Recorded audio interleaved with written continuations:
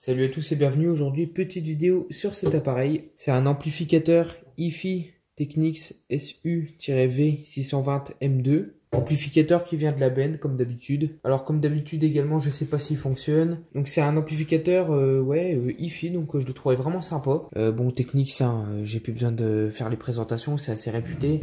C'est une marque qui est excellente. Derrière, on a le droit à des borniers pour les haut-parleurs et en plus un ventilateur. Donc ça, c'était pas commun à l'époque de l'avoir, le ventilo. Alors j'espère que lui, il a pas pris la flotte car aujourd'hui, j'avais tourné une vidéo sur un amplificateur. C'était quoi? C'était un Kenwood. Et le Kenwood, lui, ne venait pas de la déchetterie. Par contre, il avait pris la flotte. Donc la carte avec le DSP et tout. Enfin, l'ampli fonctionnait, mais au niveau des sorties audio, c'était le gros bordel. Franchement, ça craquait. C'était un merdier sans nom. Les modes DSP, ils allaient pas du tout. C'était une catastrophe.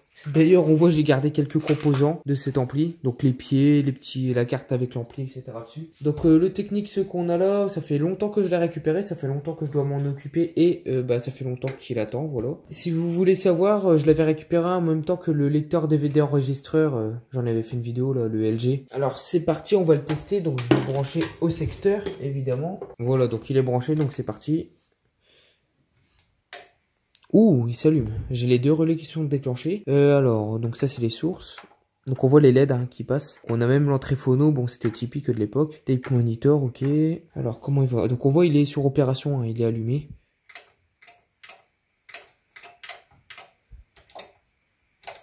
Ok. Alors ici, j'imagine que la LED qu'on a là, c'est pour la télécommande quand vous l'éteignez à distance, parce que là, c'est un bouton de position. Mais quand vous l'éteignez à distance, en fait, ça doit mettre une sorte de mise en veille, comme les amplis home cinéma. Je vais le tester avec des haut-parleurs pour voir s'il fonctionne parfaitement au niveau du son. Et bon, si pas, on ira faire un tour à l'intérieur. Révision complète, prévue pour cet ampli de toute façon. Hop, c'est parti, on va se retrouver pour la phase test. J'ai branché une paire d'enceintes. Donc on en voit une qui est là-bas et l'autre elle est de l'autre côté. Sur la paire du bornier A pour tester. Déjà après je ferai le B évidemment.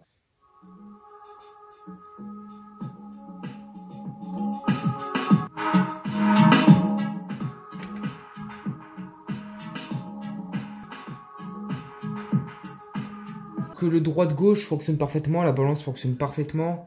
Par contre le système d'équalisation il fonctionne. Alors je vais pas dire parfaitement parce qu'il crachote en fait. Ça c'est bon, c'est typique, de toute façon c'est des amplis qui sont assez vieux. Mais sinon ça a l'air d'aller. Après vu dans l'état qui était, c'est pas étonnant qu'il crachote. Par contre, qui fonctionne parfaitement comme ça. C'est toujours pareil, encore une fois. Encore un truc qui a été balancé, qui fonctionne plus ou moins correctement. Là encore une fois, c'est pas vraiment une vidéo réparation. C'est une vidéo restauration, vraiment démontage, gros nettoyage et tout ça quoi, vous connaissez. Pour le démontage, c'est traditionnel. Il y a 2 vis de chaque côté, donc droit et gauche, et 2 vis à l'arrière. Donc ça nous fait un total de 6 vis pour enlever le capot principal du coup.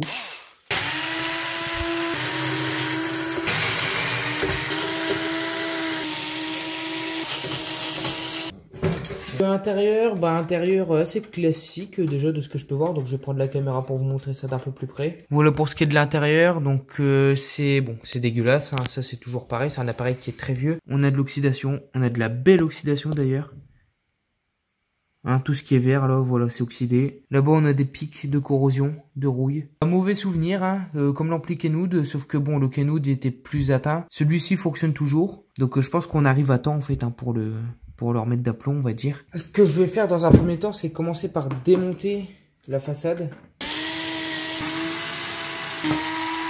Hop, ça c'était pas mal, ça j'aimais bien. Le fait que ce soit juste clipsé comme ça, c'était vraiment tranquille à démonter. Je vous montrerai comment on nettoie les potentiomètres. Volume, basse, aigu, balance, etc.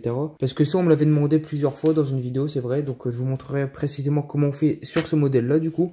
Bon, pour y voir plus clair, je vais virer également la plaque à l'arrière.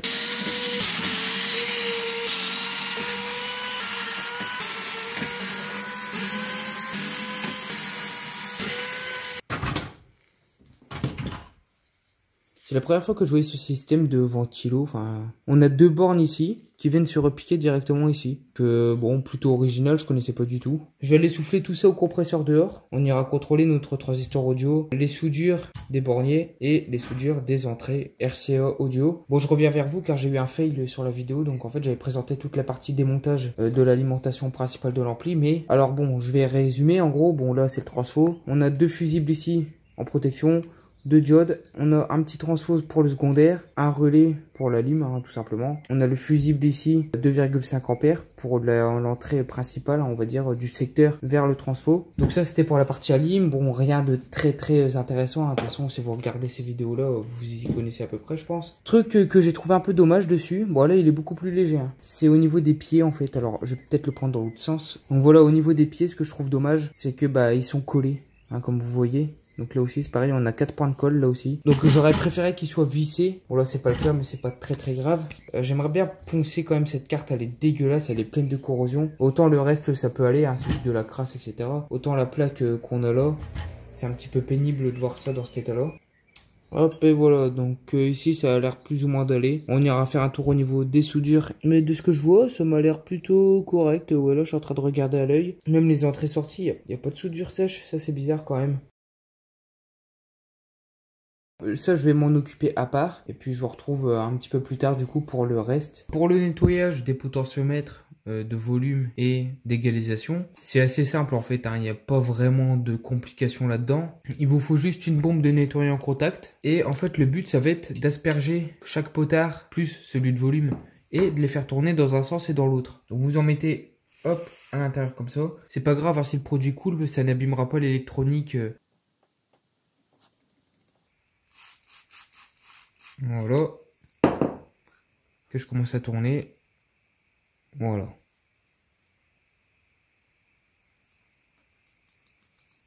Donc je vais m'occuper des autres, bon pareil celui de volume c'est exactement le même principe, hein, sauf que là il faudra en mettre, voilà, bien comme ça. Alors il y en a qui vont me dire que c'est n'importe quoi, que j'en mets beaucoup trop, etc. C'est possible, mais bon, vaut mieux trop que pas assez, hein, je pense.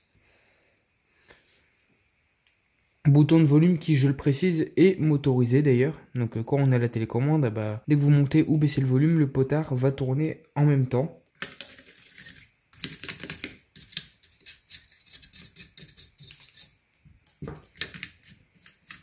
Donc j'ai fait une petite pause hein, car j'avais peu le temps de terminer ce que j'avais commencé sur ce modèle-là. Alors, la mise en peinture a été faite. Donc comme vous le voyez, hein, c'est nettement mieux, ça a été poncé, c'était repeint à la bombe évidemment. Mais j'ai tout poncé, donc tout le bas de l'ampli, donc toute la plaque inférieure est peinte dans la couleur que vous voyez actuellement, donc métallisé argenté. Au niveau de l'électronique, donc on voit que la corrosion est totalement partie quasiment, donc là on voit on a un petit peu de cramé, ça j'ai pas su le ravoir et j'ai pas envie de mettre n'importe quoi comme produit dedans car l'ampli fonctionne correctement, donc je vais pas m'amuser à mettre des produits qui pourraient abîmer encore plus l'appareil. On a un autre petit transistor que je ne vous ai pas montré d'ailleurs, donc c'est un module audio de classe H, c'est un SRN 3305 dans la partie d'avant, donc les soudures sont toutes bonnes. D'ailleurs ça m'a même étonné, il n'y a aucune soudure qui est craquée. Mais sinon il est relativement sain, donc là on va pouvoir le tester et voir ce qu'il donne tout simplement. Donc il fonctionne hein, mais on verra. C'est déjà notre problème de potentiomètre au niveau de l'égalisation est réglé. Donc c'est parti, on se retrouve pour le test. Je vais refermer le capot et on se retrouve tout de suite.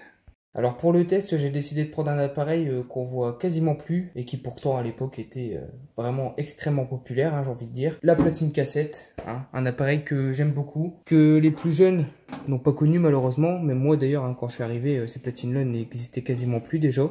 Bon c'est une platine cassette de test hein, qui fonctionne très bien et elle a servi dans les racks, vous savez les racks pour les appareils qui n'étaient pas adaptés là pour ceux qui faisaient des fêtes ou quoi. Bon on a des trous un peu partout hein, dans la carrosserie etc. Bon c'est pas très grave. Donc on va tester notre ampli avec cette platine cassette hein, pour dire de se remettre aussi dans le charme de l'époque hein, car c'était typique de ces époques-là. C'est parti, je vais tester avec une petite cassette de Barry White. Donc tout est branché, j'allume l'ampli, il s'allume parfaitement, ouais impeccable. Donc, je vais juste mettre le secteur A, j'allume ma platine cassette.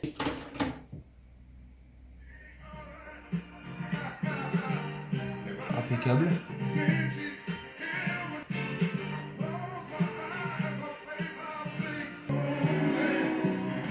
Donc écoutez, ça fonctionne parfaitement, j'ai plus de crachotement dans les potentiomètres au niveau des basses et des aigus, donc ça fonctionne très bien. Mais en tout cas, je suis fier de dire que ce magnifique amplificateur Technics SU-V620M2 est restauré. Donc alors il n'avait pas grand chose, hein. Encore une fois c'est une petite vidéo restauration. Donc nettoyage des potentiomètres etc. C'était peut-être le gros problème, hein, les potentiomètres qui crachotaient. Mais un autre truc qui aurait pu devenir vraiment problématique à l'avenir, c'est l'oxydation qu'on avait sur la carte principale qui commençait à bouffer hein, les composants etc. Les pattes des composants, la carte hein, en elle-même d'ailleurs. Je pense qu'on est arrivé à temps pour le sauver, pour le remettre d'aplomb. Donc il fonctionne parfaitement. Petit modèle que je vais garder pour ma collection. collection. Merci à vous d'avoir regardé cette vidéo. Je vous dis salut à tous et à la prochaine.